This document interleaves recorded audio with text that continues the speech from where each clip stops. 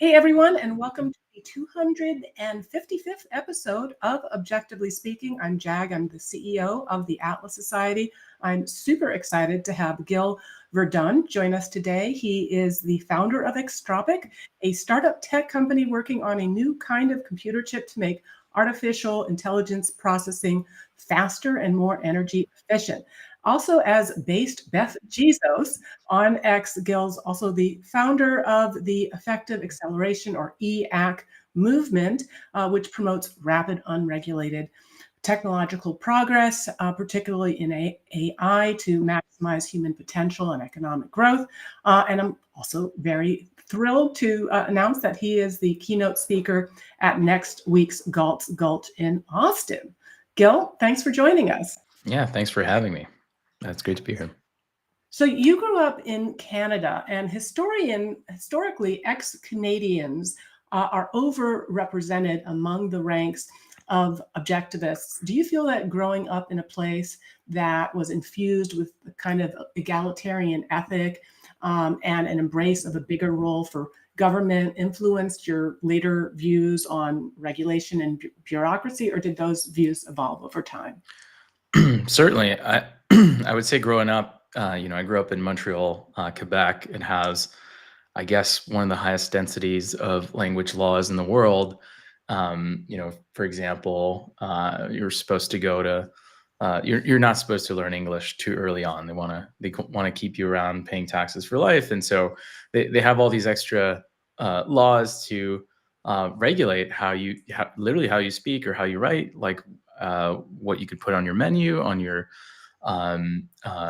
your packaging, and so on. And that's just the tip of the iceberg in terms of like how you just feel like the weight of all this government overreach and this bureaucracy hanging over your head growing up, and that sort of creates a sort of back reaction eventually. And I guess Shrugging, Atlas shrugging. yeah, that's right.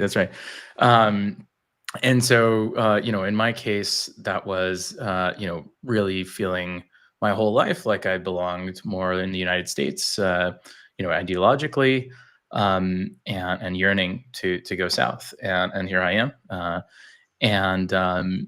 But ultimately, at least trying to escape the sort of trap there in Canada. I would also say that there's a sort of it's not just like top down enforced. Eventually, once people become demoralized, that there's sort of no freedom for it to capture infinite upside. There's a sort of tall poppy syndrome that seeps in, where if you try to be too ambitious and so on, people are like, aren't you happy? Why don't you just like have a median job? Or why are you too ambitious? Don't rock the boat. And that sort of mentality was definitely not a fit for me. And so it's sort of self-selecting. The Canadians that are sort of okay with that, they stay there, and then the ones that are more ambitious and want maximal freedom and to be able to capture the upside of what they create, the value they create for the world, they tend to move to the United States, which is the flagship when it comes to freedom, and we should keep it that way. Yeah. Agreed. Actually, Peter Kopsis, who is one of our trustees here at the Atlas Society, he was one of the co-founders of the Apollo Fund. He and his wife were very ambitious. They wanted not to live mediocre lives. And after reading Atlas Shrugged, that is when they decided to also shrug and come to America. So let's talk a little bit about quantum computing. How did you get into it and even move beyond it before most of us even knew it was a thing? Right. Yeah, it's been quite the journey. So originally I was trying to understand the universe, trying to, I was never, growing up, I was, I guess like, in Quebec, there's a sort of echoes of, sort of a Catholic sort of authoritarianism. In general, they tell you how you're supposed to speak and what you're supposed to think. And for me, I think, there was a big back reaction. I didn't trust authorities for answers, and I had to rethink everything from first principles. And I wanted to learn the first principles and reconstruct how the universe works for myself, right? So that I can trust in my first principles inference. And so that sort of, again, I would say, due to where I grew up and sort of the sort of my back reaction to sort of authoritarian thinking, I wanted to understand how the universe works. So I became a theoretical physicist. I was working on black holes and quantum information, quantum cosmology. How did the universe begin? How may it end? What are sort of the limits of physics? What are the limits of space-time? And naturally, I started trying to understand how nature computes and viewing the universe as a computer. And to me, this is the most promising path to understand all of physics through a single lens. It's the it from bit sort of school of thought, now called it from qubit. And I think there naturally there was a bridge to try to reverse engineer nature and work with computers that are computing in a way that is physics based. So a quantum computer is a computer that leverages quantum mechanics to do certain operations, and essentially allows us to understand pieces of nature that are operating quantum mechanically. So they're not deterministic. They're not in a probability over states. They're in a superposition. You could think of it as parallel universes. And so to me, more precisely, I was kind of a specialist in quantum AI or quantum machine learning. Arguably one of the pioneers of the field. Did some of the first algorithms that later got me noticed by Google. And there, the idea was to take inspiration from how black holes compress information. They are the most efficient compression in the world and in the universe. And essentially, could we inspire ourselves in terms of algorithms we could run on a quantum mechanical computer to have an optimal compression algorithm? And another name for AI is machine learning. And you could phrase most of machine learning as learning compressed representations of the world, right? If you install the ChatGPT or Grok sort of model, would be maybe, it'd fill out your hard drive, but essentially you'd have an approximate backup of the whole internet, right? And so that led me down the path to pioneering AI on quantum computers, and eventually getting approached by Google and going to build a product there known now as TensorFlow Quantum, and later on working for Sergey Brin on all sorts of special projects, including quantum sensors and quantum internet. Over time, I realized that quantum technology was a sort of technology similar to nuclear fusion. There's a sort of break-even point.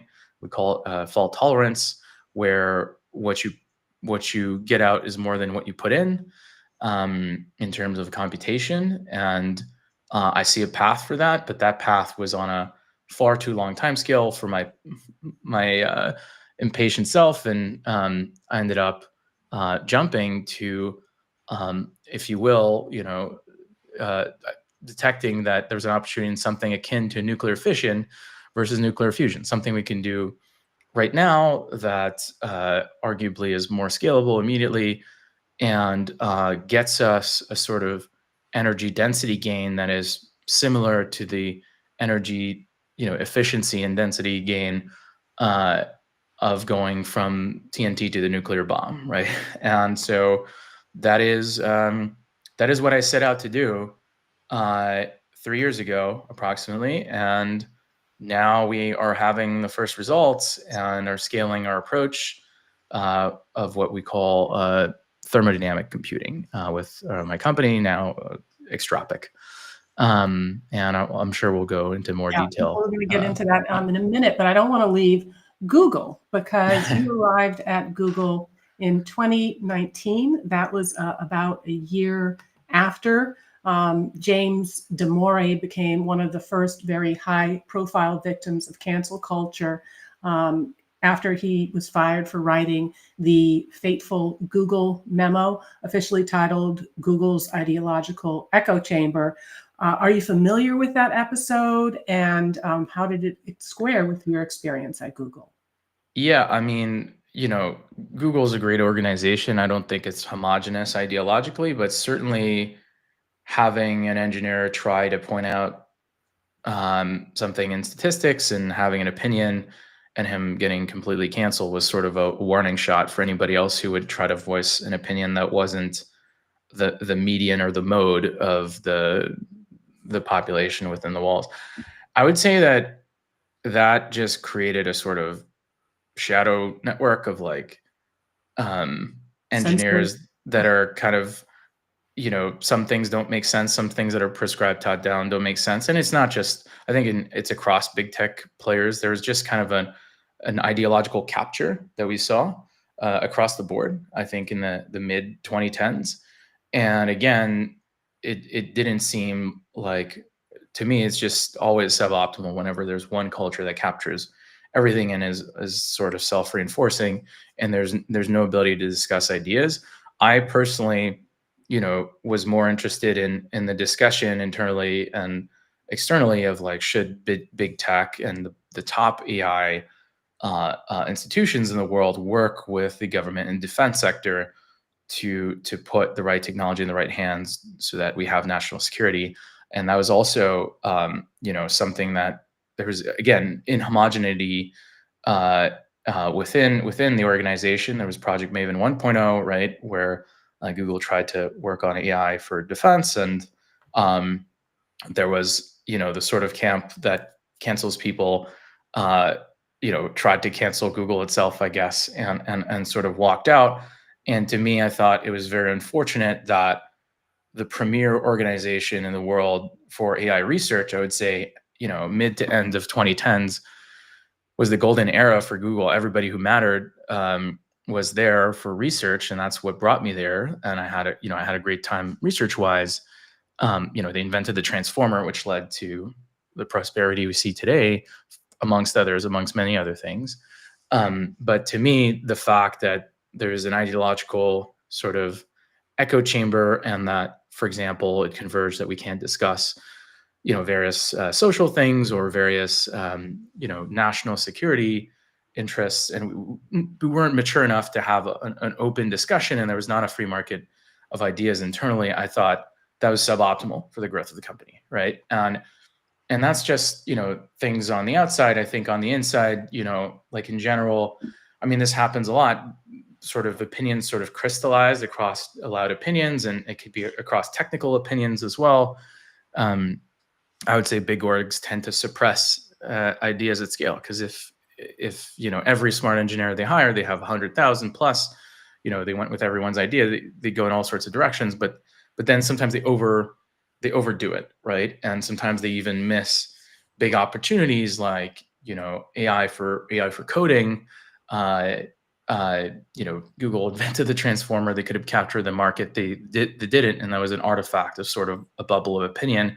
So it's not just, social downside. There's actual, shareholder value impact to having echo chambers. And so to me, it was just a lesson that actually having a free market of ideas and being very open and encouraging a variance of ideas to flourish and be considered, it was paramount to the functioning of any society or large organization, right?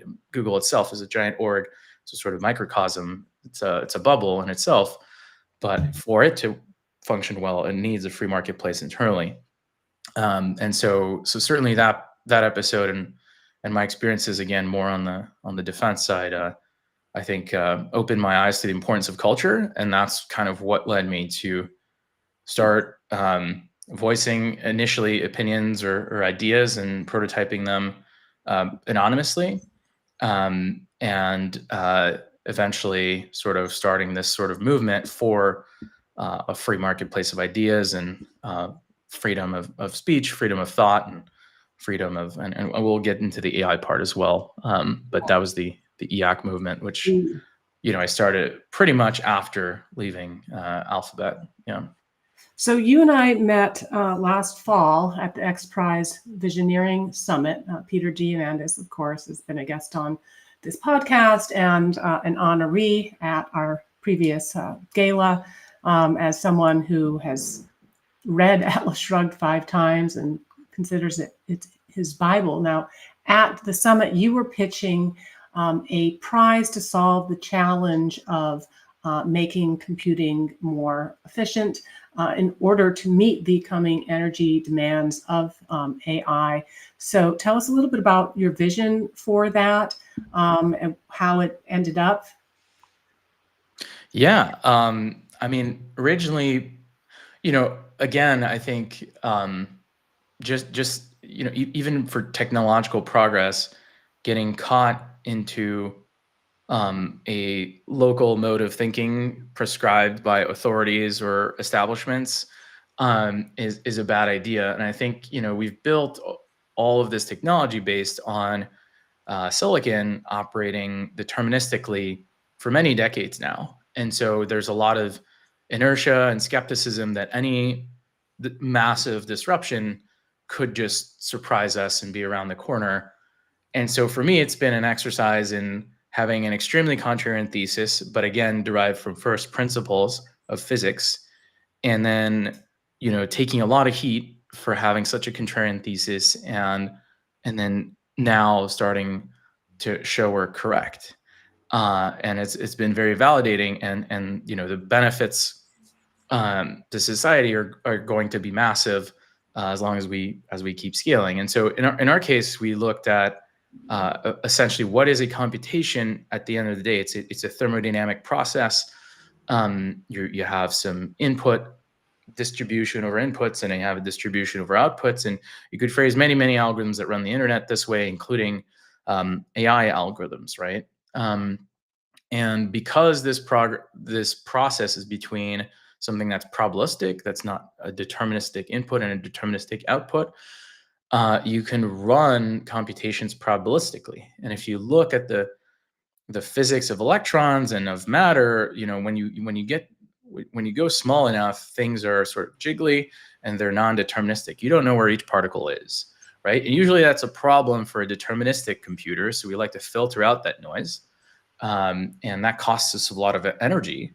But instead, we decided to start using that noise in order to run the algorithms more naturally. And the energy efficiency gains you get and the density, even spatially, you get is over 10,000x, right? And so that's pretty massive. Again, that's on the order of going from TNT to the nuclear bomb. So I'd like to say we're sort of Manhattan Project for AI, but again, I thought that I didn't think a big lab or a government lab would move fast enough to execute on this technology, and I decided to do it in the private sector. And I guess I can show our progress so far. It's been a few chips now, but we've now achieved. Oops, maybe there you go. We have a chip that is in silicon and operates at room temperature, and is a computer that's between 1,000 and 10,000x more energy efficient for these probabilistic algorithms that underlie so much of what we do. And so to us, this is the most important thing we could be working on, because it's one thing to produce more energy, which is what I talk about with the EAC movement. We're climbing the Cardev Scale. We'll get into that. But it's another thing to make how you use the energy and turn the energy into intelligence or the energy into value more efficient. And that's what we're solving. And so...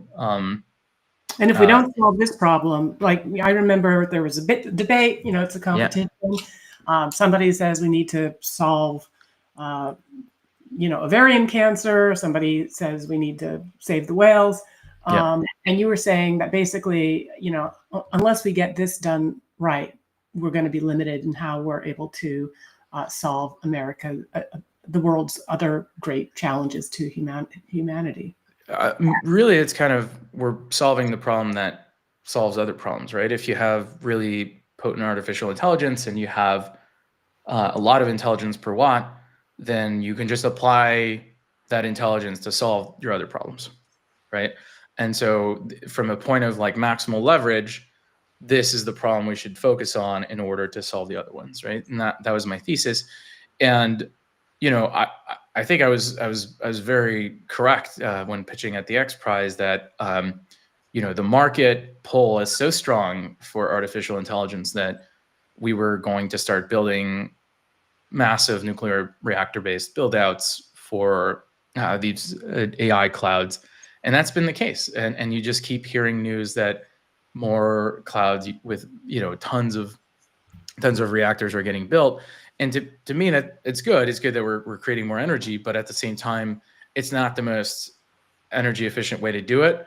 And again, it's not a question of just like for the environment. It's also just from a return on investment capital, it just makes a lot more sense to invest or to invest in build outs. If you're spending $1 trillion, you want it to last. And if 5 years from now, there's a technology that makes your current technology somewhat irrelevant, then that was a risky investment, right? And so I think both from a philanthropic standpoint, so like making sure that intelligence is abundant and cheap for everyone and everyone has access, but also I'll get into it. Like I think in order to avoid having an over centralization of AI and AI being controlled by very few parties that then can prescribe what we think and what we say, I think a densification of intelligence in terms of energy efficiency and spatial density is necessary in order to maintain individuality in the era of AI, in the era where we augment our own cognition with sort of external AI agents. We need to have personalized AIs that we own and control personally. That's an extension of ourself, rather than one centralized cloud that runs all the AI for the world, and then whoever is in the background can tilt sort of the distribution of our thinking in much more subtle ways that are almost untraceable. And to me, that leads to sort of top-down authoritarian sort of thinking, and can lead to sort of like just from a pure power-seeking standpoint, whoever is in control of such system will convince people to converge onto sort of a collectivist mindset. And then while everyone's kind of fighting for scraps, those in control would have a lot of power and wealth, and they'd suppress free market, the free market of ideas, which is really a sort of error correction mechanism against tyranny, and all of that would be gone, right? And I think this is something that also resonates with Elon. It's why he started OpenAI as open, and now he started XAI. We can get into that. But I really believe that we're solving the hardest part of the decentralization of AI, which is the densification of intelligence at the hardware layer. Yeah. So Elon Musk interacts with your Base Beth Jesus account regularly. I don't know if yesterday was a record, but it was pretty intense. And then Mark Andreessen, my neighbor here in Malibu, is another account that regularly interacts with you. He's also a big fan of Atlas Shrugged. He described this chilling meeting that he had, that he and his colleagues had with the Biden administration's AI advisors, in which the latter shared a vision of having only a few big AI players in coordination with government controlling the future of the industry, one in which competing AI startups would be severely curtailed. And he left that meeting and immediately decided to endorse Donald Trump. Do you share Andreessen's perspective on the dangers of this overly intrusive centralized government approach when it comes to a flourishing AI environment? Yeah, absolutely. I would say that the previous administration's stance towards AI was kind of my personal key issue that drove me to leaning towards the current admin. And I would say that that is one of the key issues that I've been fighting against with EAC. It's essentially that we were seeing a sort of convergence of centralization of AI and some corporations wanting to sort of merge with government. And that was very risky to me because, again, if the only people allowed to have AI were the government and a few corporations that are incorporated into it, then that leads to tyranny. It just does. And that's too much of a great opportunity for power seeking folks. And then the solution to that is to keep AI power decentralized, and for there to be the power of the individual, how much AI an individual can purchase and control, to be sufficient, so that's there's a sort of deterrence, right? Similar to the Second Amendment. There's no absolute monopoly on violence. There is a backup. If people own their own weapons, they can defend themselves against tyranny. But I would say that violence in our age has been largely intellectualized or virtualized, and it's more how you can control people. And if you have an ability to predict people's behavior, you can steer them, and you can engineer control signals or things you tell them to steer them towards a certain outcome. And if individuals wouldn't have AI to help augment their cognition and augment their individual skepticism, and you just had augmented capabilities of centralized agencies and governments to subvert people, like if those capabilities were jacked up to 11, and individual capability to resist cognitively were not, then that would lead to really bad outcomes. And I think Mark Andreessen was aware of this. I would say Elon was aware of this as well. And, he instantly created a competitor to make sure that there's no one player that runs away with the whole pie.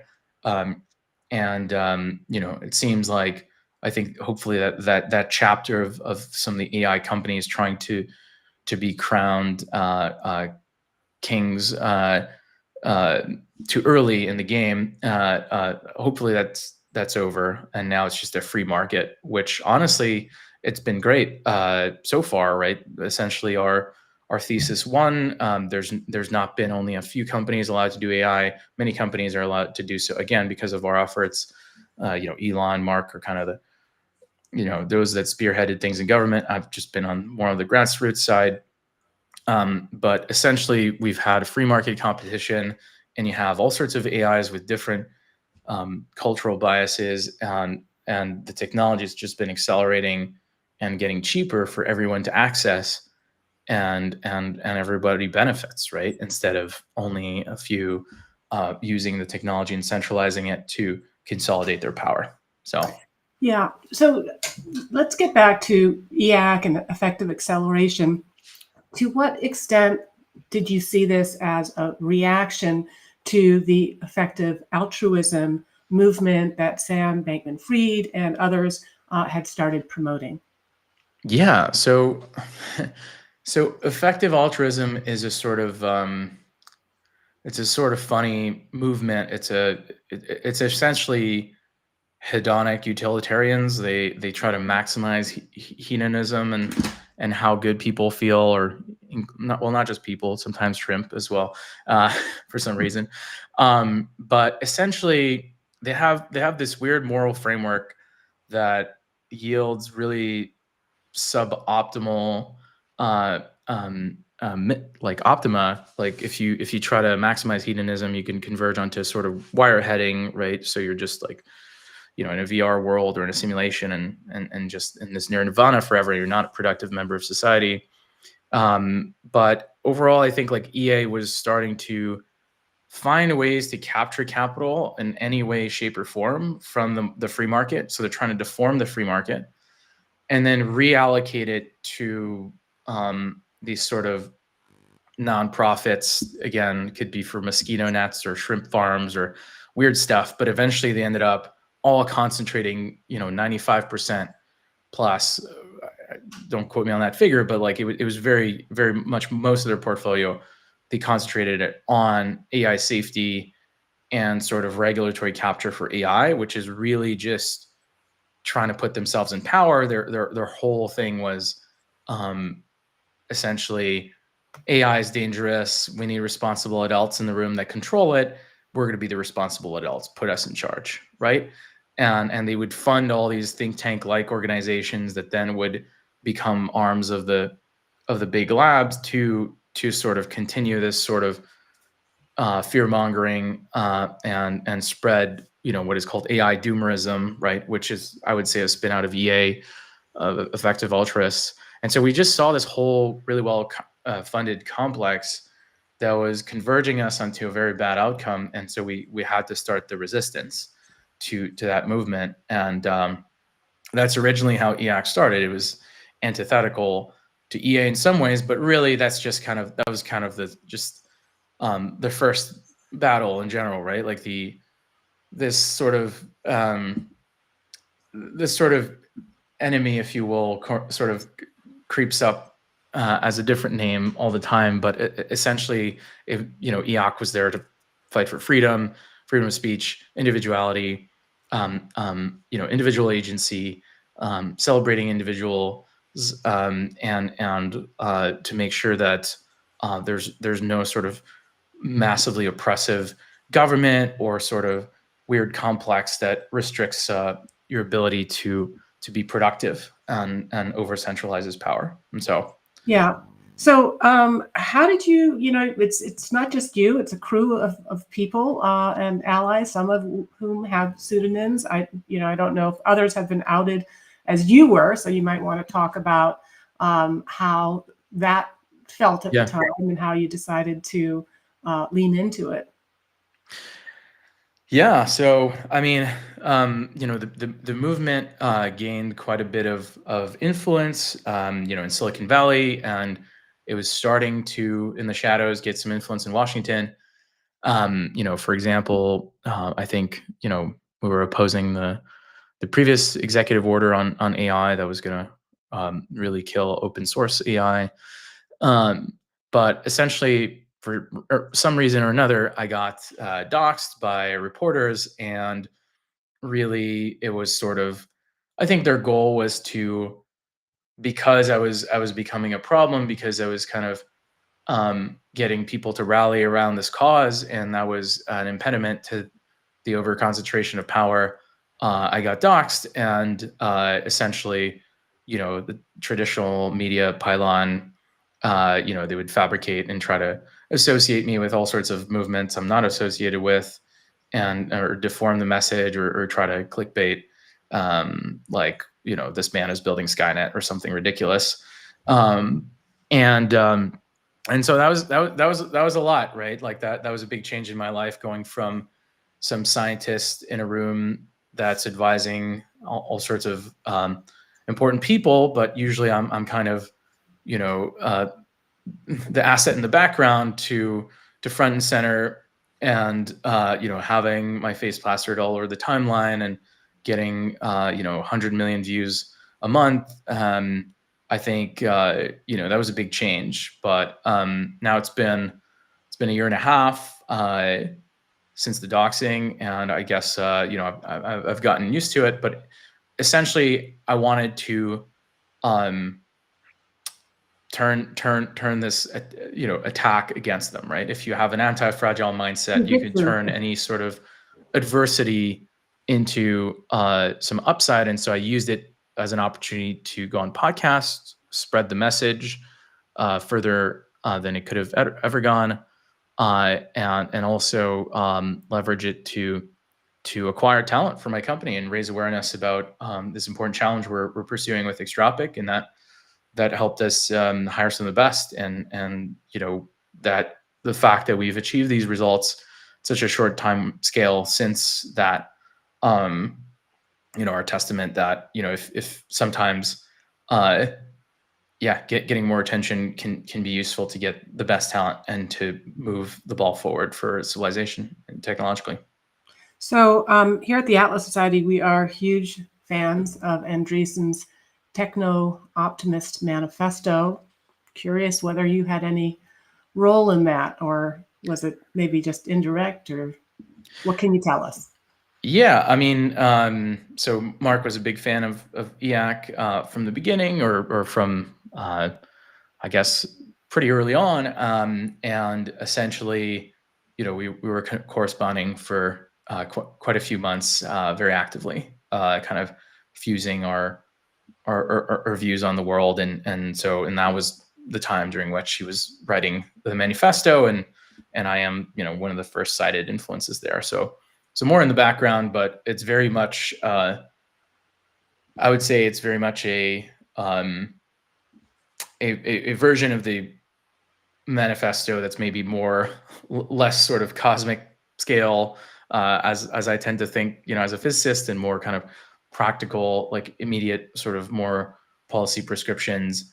And I fully endorse it. I consider myself a techno-optimist, and so to me, it's what I saw in terms of how ideological capture happens is that you have a meme or an idea that spreads, and then it just keeps mutating, and then it comes up under different names, and that's what we're fighting. And so the intent with the act was always to spread a sort of central meme or complex of ideas, and for it to mutate into several forks, and then for those to have influence. And then it's much harder to take down something with several heads than just one, even though they did try to take me down and take down the central branch, but by that time it had already forked, right? And so it's sort of compartmentalizing mimetic brand risk. And so techno-optimism is an example of sort of something very akin to EAC, that's more maybe professional, less from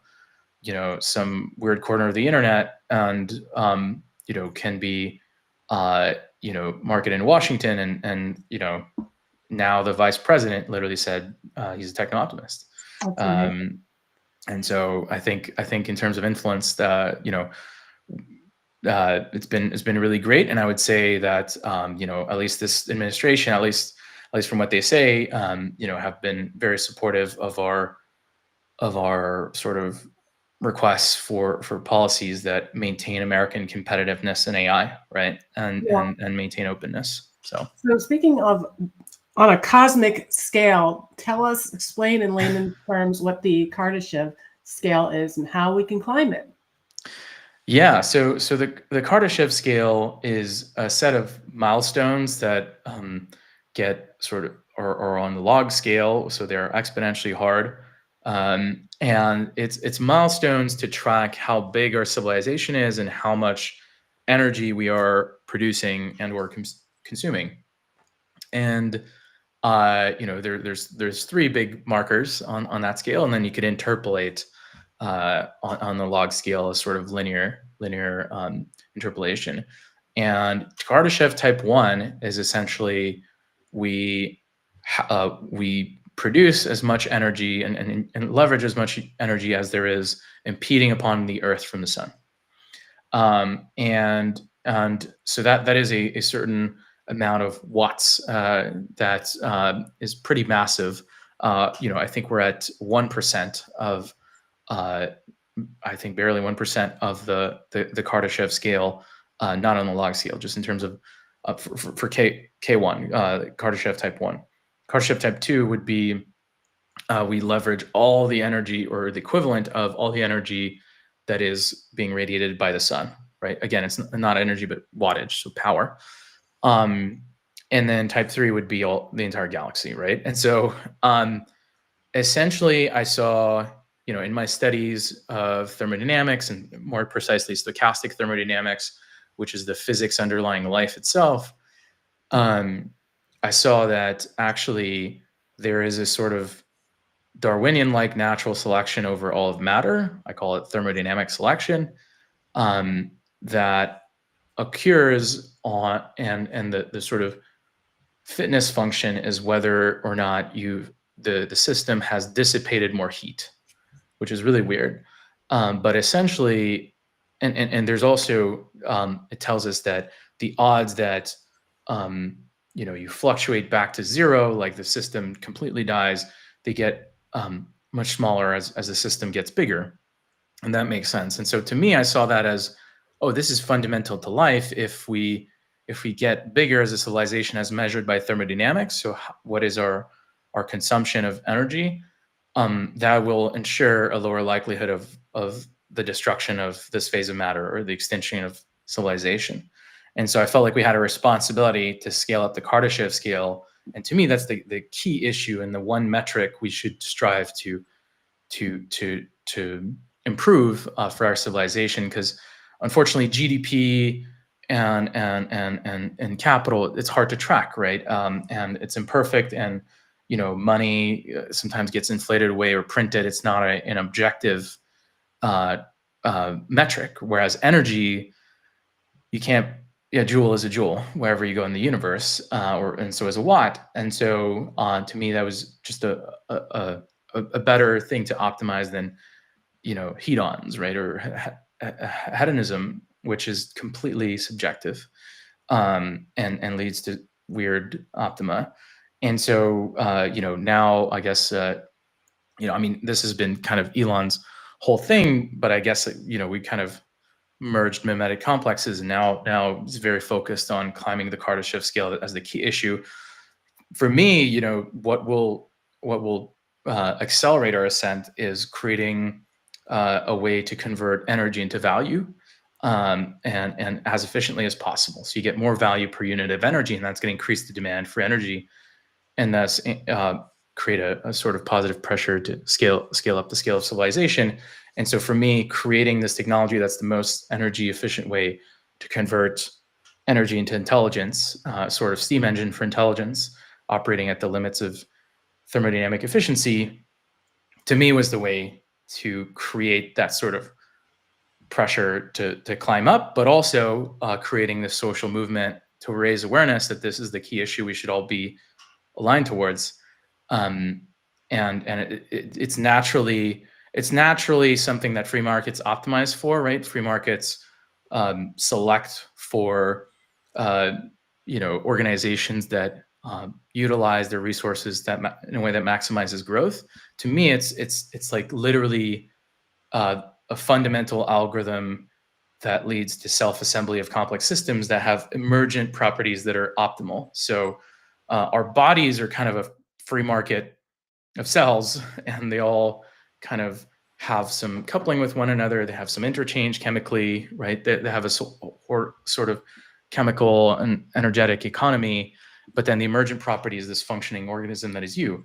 And I view sort of capitalism itself as an AI-like or physics-like algorithm that is far more efficient at capital allocation and growth than any sort of top-down prescription or top-down control. Imagine a human trying to design, every cell in your body. We wouldn't achieve we wouldn't be able to do so. We wouldn't be able to design ourselves. And so it's a lesson in sort of humility. I don't think any one committee can design a whole complex system, but a complex system can design itself from self-assembly, and it does so by constantly competing and having a freedom to explore and optimizing for growth. And so yeah. I'm going to get a rebellion on my hands if I don't get to some of our audience questions. So let's try to take a few. My Modern Gaul, always great to see you, is asking Gill, what are your thoughts on the risk of disinformation, misinformation online today? Do you think AI opens up new risks that we haven't yet accounted for, like AI-generated audio or video? Yeah, I would say, I mean, AI-generated audio and video is already here. I would say that, again, if you have a sort of symmetry between the side generating and the side discerning in terms of capabilities, if you had your own AI assistant that you trust, you own it, you control it, that tells you whether something is real or fake and can detect it and augments your own cognition instead of like putting more cognitive load on you, then that's fine. You just want symmetry in terms of capabilities, right? I would say trying to suppress these capabilities is not the way forward. I think there's a lot of upside left on the table, and really, everything's always an acceleration. It's a race in terms of capabilities, and again, as long as it's not just the government that has access to these tools and can generate propaganda, and then it's so good you can't even discern if it's real because you don't have access to AI you control. That would be really bad. That would be the main risk to me. But if peer to peer, we have the ability to generate and discern. Just like humans, a smart human can tell you something that's completely false that updates your world model, and you either have the cognitive security or you augment your cognition with a group of people you can talk to, and it's like, is this real? Is this correct?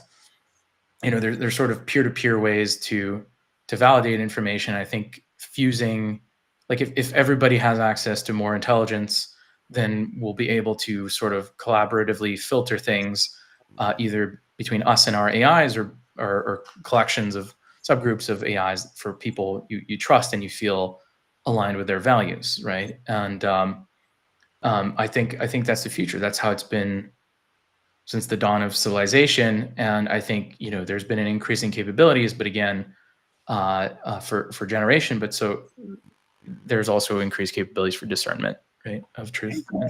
Okay. Ann M asks, when do you estimate launching or shipping the first commercial version of your product?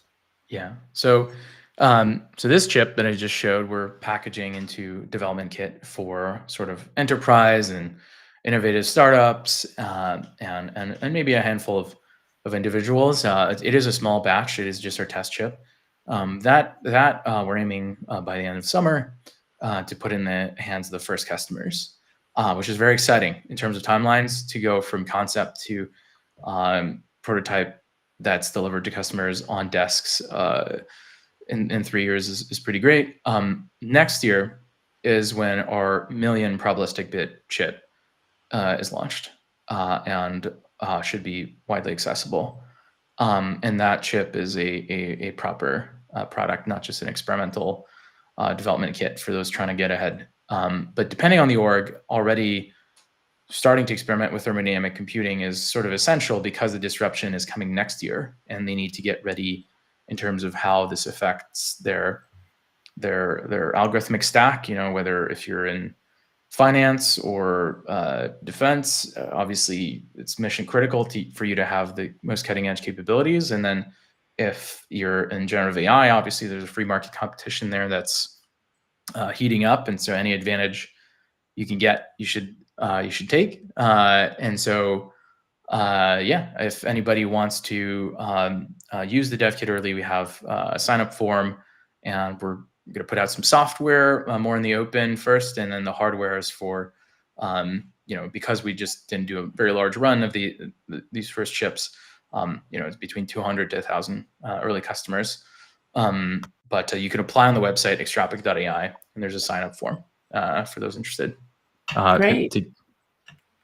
Yeah. So I have another kind of comment here from Kingfisher. He says he's bullish for AI, but he thinks people are overhyping what AI is currently capable of. Too many think it's the be all and end all. How would you respond to that? Yeah, I would say the current AI capabilities are not the end game, and I think I think calling a human-like AI or human-level AI AGI is very short-sighted. It's kind of I compare it to sort of geocentrism, right? But in the space of intelligence, in the space of intelligence, I think human intelligence is a mile marker on our ability to understand complexity of the world and predict it and steer it. I worked on AI for physics, which is much harder than emulating a human. So understanding biology, matter. I was working on generating quantum matter and superconductors and esoteric materials using AI. I think it's going to keep going. I think current systems are not human level, and they can emulate what a human would respond, but they don't have the agency yet, and they don't have the ability to have curiosity, to seek out new information, to decide whether they explore or exploit, and they don't have agency yet. And so right now we just have sort of raw intelligence. We have raw compression, ability to predict the next token in a sequence, but we don't have that sort of agency. And so right now, whoever leverages AI and becomes sort of the source of agency for a fleet of AIs can create products that generate a lot of revenue and really impact the world in a really positive way. And encourage people to do that. And everybody has the ability to do that. Even if you literally don't know how to code, you can just ask the AI to code for you nowadays. And so really, human agency plus artificial intelligence right now is a sort of golden period.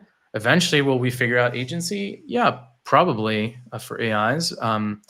I think we're going to need way more compute than we have right now, and that's what I'm trying to bring forth. But really, my goal with this form of computing is not an anthropocentric goal. I'm not just obsessed with trying to automate humans. That's not my goal. My goal is to understand the physical world in order to increase our ability to expand to the stars, right? And so I'm really targeting, can we use AI to understand our biology and control it, to simulate it, and eventually to help us with problems of material science and all sorts of scientific breakthroughs, which I think are would be beyond the reach of any human that's ever lived in terms of cognitive difficulty. And so I think having the symbiosis between AI and humanity is going to be really important. But I think those that are closed-minded to leveraging AI are going to be left behind, and those that are open-minded and leverage it are going to do very well. And that's why I feel responsible to spread this message that you should try to embrace AI, because there's a lot of upside in it for you and your descendants. So we are super excited to have you as our keynote next week, actually a week from tomorrow, at Galt's Gulch in Austin. I know you've been busy changing the world, and as we're hearing right now, getting your product ready to ship by the end of the summer. Have you had a chance to read any of Ayn Rand's literature? Because a lot of what you're describing seems pretty in line with some of her ideas.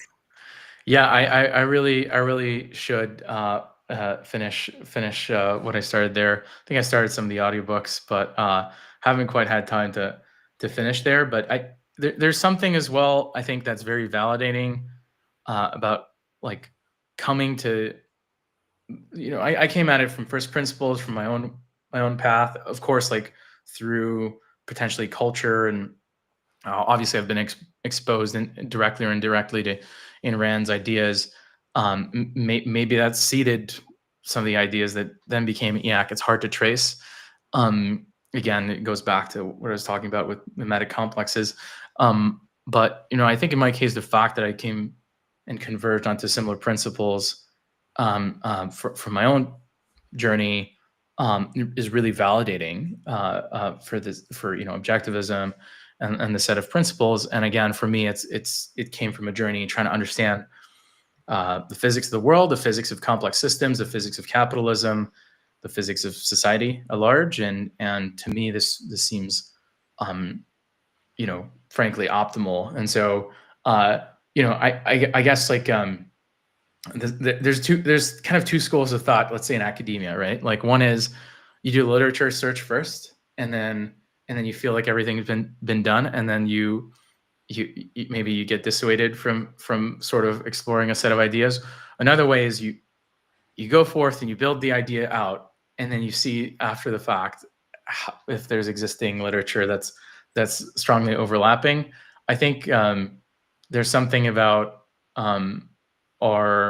just this sort of creative spurts that, like, if you feel like it's an original idea, then you're going to be more excited. I would say there's probably a lot of overlap with Ayn Rand of what I've been a proponent of. But yeah, I definitely need to connect the dots, probably like looking backwards. But I will work on reading. more. Atlas Shrugged, definitely. Or even just Anthem, because that was all about, she had a very unique vision. She actually published Anthem, which is her dystopian post-apocalyptic novella 12 years before George Orwell's 1984. Wow. And while a lot of these dystopian writers of the time saw that this totalitarian future was going to be technologically advanced, in Rand's telling, it actually became more medieval, more primitive, because they did not understand the value of individualism and freedom. And they started with, as you experienced in Quebec, control of the language. And so the word I has been abolished and lost. And that's to control people's thoughts. So, well, we're also going to be doing mentoring roundtables at the conference. I'm not sure how much time you'll have with us, but maybe if you could just tell us now what kind of advice you would have for young people who want to live a life of achievement and productivity and meaning with all of the changes that are coming at us as a society, warp speed. Yeah, I would say, you know, you can learn from people that have done things, but no one is a central authority for everything, and you should pick and choose advice from several parties, but you should ideally derive your own worldviews from scratch, derive your own set of values. Obviously, you can take inspiration from objectivism and from what we've been saying, but you should come at you should converge onto a set of values that you convince yourself are your set of values from scratch, ideally, because that's very robust to other people trying to influence you, right? Whereas I think those that converge onto collectivism tend to defer their cognition to the group, and what they don't realize is that they're giving up a lot of power and control and agency and also cognitive security by doing so. And if you're just believing what is prescribed to you to believe, then you will likely not have a great life. And or if you do, you don't know the life you're missing out on if you do so. And I would say that sort of not taking no for an answer. We have this saying on Twitter: you can just do things, and it's true. It's really true. Some people will tell you can't do it, but you could be like, really, why not though, right? And then you can keep going, right? I think for me, it was, I was in Quebec. I was like, hey, I want to be a theoretical physicist in the best schools in the U.S. and I want to, and then after that, I wanted to be a quantum computer scientist, and the physicists were telling me, what do you mean? What are you doing? And then when I was a quantum computer scientist, I said, I want to start a new paradigm of computing. They're like, you're crazy. You have a great thing going on. And so people will tell you, whenever you have really high agency, they'll tell you you're crazy or you're taking too much risk. But that's usually the direction you want to go, because, people that want to keep you in their priors or keep you constrained will usually indicate the gradient of lower risk, and you should take more risk. I think the highest risk is to take no risk. I mean, this is common advice, but I really try to live by that. Anyways, thanks so much for.